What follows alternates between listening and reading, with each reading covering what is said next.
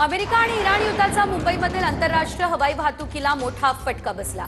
मुंबईहून London, New York, Chicago, Toronto यासोबतच Frankfurt आणि पॅरिसला जाणारी आजची सर्व उड्डाणं रद्द करण्यात आली। दिल्लीहून तेल अविवला जाणारं विमान देखील सुरक्षिततेसाठी अर्ध्यातून पुन्हा मुंबईला वळवण्यात आलेलं आहे।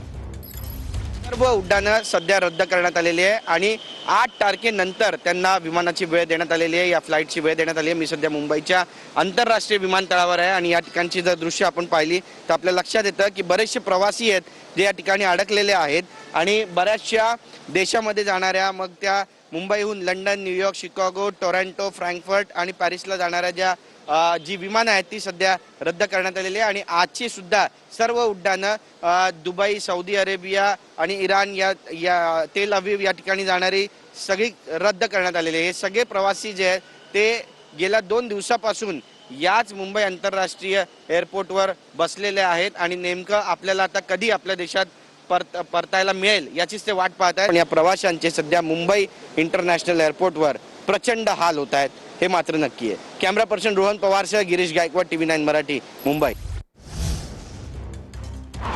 इस्रायल इराण युद्धाचा पुणे विमानतळाला फटका बसलाय। पुण्याहून आखाती देशात जाणारी विमान उड्डाणं रद्द करण्यात आलेली आहे।